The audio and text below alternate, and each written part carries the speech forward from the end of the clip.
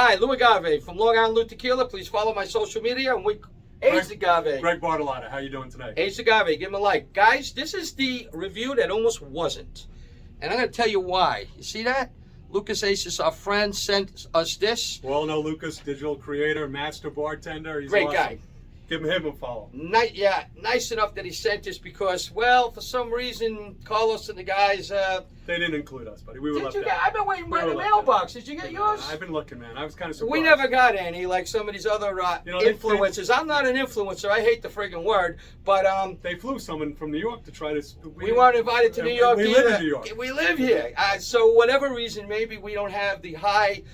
bloated social media follower numbers, which if you want to believe a lot of them are even legitimate, maybe that's how we got iced off. So we didn't get it. So Lucas was nice enough to send us this. Thank you, Lucas. Yeah, Lucas, you're the man. So listen, guys, this is the El Tesoro 85th anniversary, okay, which is, this is aged for only 3 years, which I find interesting because, you know, all these other, coming out now, 6 years, 7 years, this is just barely an XA, but let's give this a shot. So, I'm going to try it at Gregory's restaurant. We're up in his office over here in Long Island.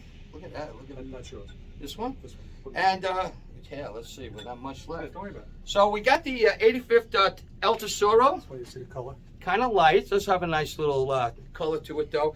This is $500 at least. I mean, we're here in $550. $500, $600. It's going to be $800. It's going to be $800, $1,000 soon, which, you know, that's a whole nother review, a whole nother story. But I'm really kind of upset about that. Like I know all of you guys are. They're pricing us aficionados right out of the game. And I understand a lot of these prices are coming right from the distillery. Not their fault, but they're coming out high. And then, you know, you got importers and distributors, and then you got the retailers, and then the aftermarket. So, wham, you know. Now, we haven't tasted this yet. Let me just say something. I haven't tasted it. We'll let it open while we're talking. But you can get Paradiso, 5-year cognac barrel. Go buy 3 bottles. You can get 3 of those. That's what I'm saying. Yeah.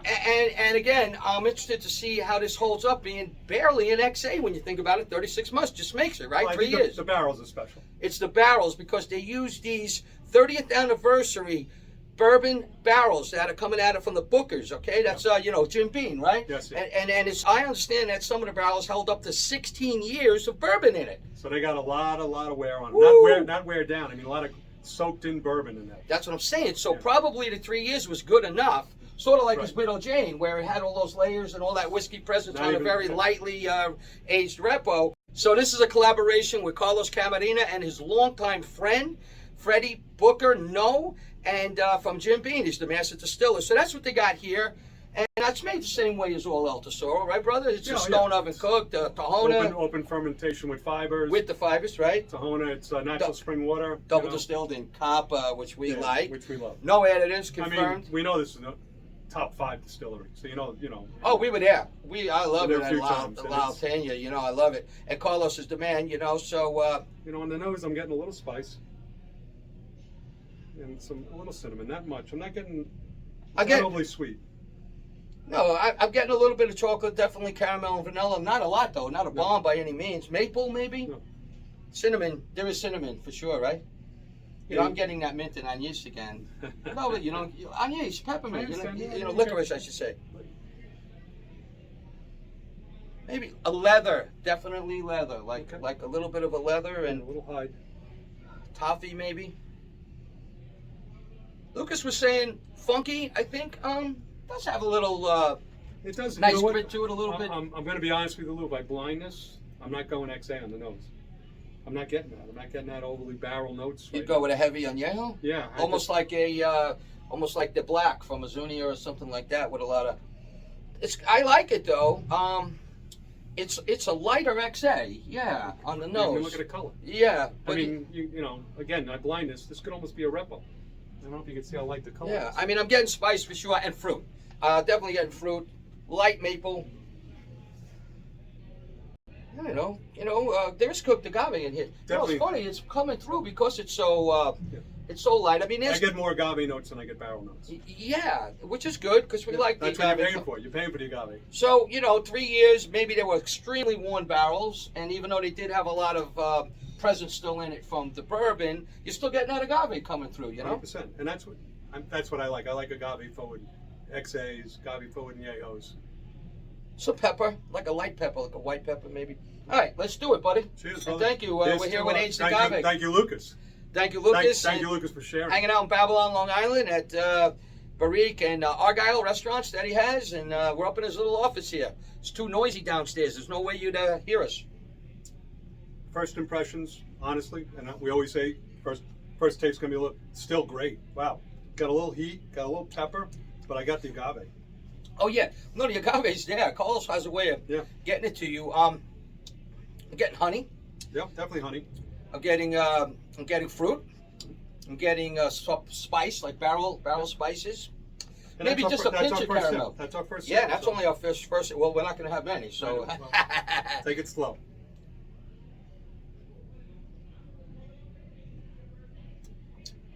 It is kind of salty. I got that. I agree.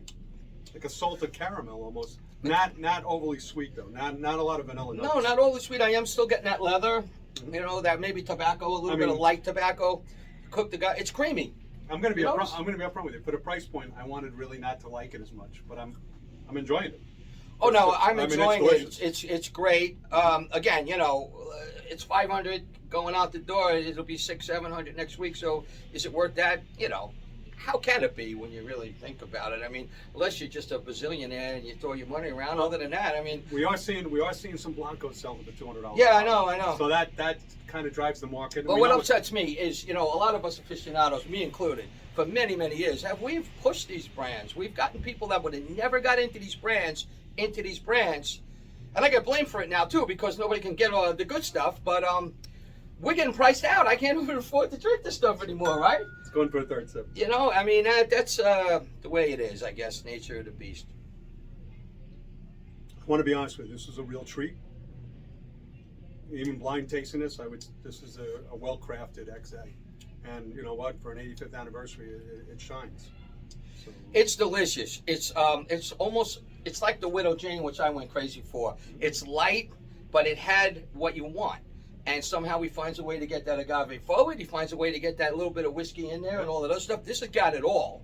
It does. I mean, obviously, which we love that he does this with fibers, open fermentation, the Tahona stone, the copper. Oh, he does it right. It's all, and the barrels are special. He always finds special barrels. That's what he's been doing, especially with, you know, it's got like a saltiness going out. You notice? That, yeah, it's got a saline. Minerals, you know. So here it is, made at NOM 1139 La Alteña, and at 85 proof. Absolutely delicious. So, you know, I love it a lot. If I was rating this, not going by the price, I'd be like 90, 91. I would be with you right next to it. This is a 90. This is a 90 plus. It's a 90 plus Extrañero without a doubt. Considering the price, I guess, you know.